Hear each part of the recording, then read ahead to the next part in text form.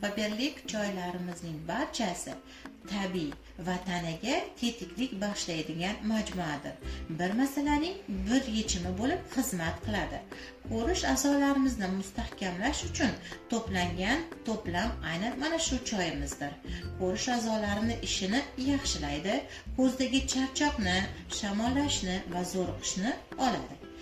Yaxshimas yoritilgan xonada ham ko'z tez charchab qoladi va kompyuterda uzoq muddat ishlaganingizda ham ko'zingiz charchaydi. Mana shuni ham oldini olib, yaxshi holatga keltiradi. Yosh o'tgandan keyin ham ko'rish pasayadi va mana shunda ham biz aynan mana shu choyimizni tavsiya etamiz. Tarkibidagi ko'k choy antioksidant xususiyatga ega. Bilasizki, ular bizni erkin radikallardan himoya qiladi va erta qarishni ham oldini oladi. Shu bilan bir qatorda tarkibidagi miyada charchoq va ko'zdagi razdrasheniyani oladi hamda qon aylanishiga o'z hissasini qo'shadi.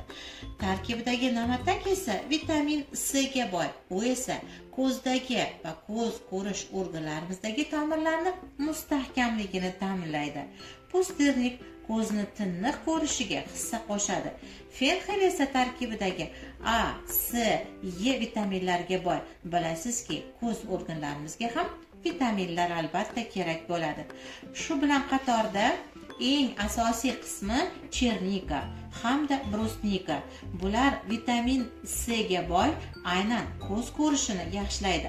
Brusnika esa erta ko'z ko'rishini pasayishidan oldini oladi, ya'ni ko'zingiz erta ko'rish zreniyasi pasayishini oldini oladi va shu qatorda ko'zingizda katarakta rivojlanishini ham oldini oladi. Tavsiya qiling va o'z yaqinlaringizni erta ko'z nuri pasayishini oldini olishga hissangizni qo'shing.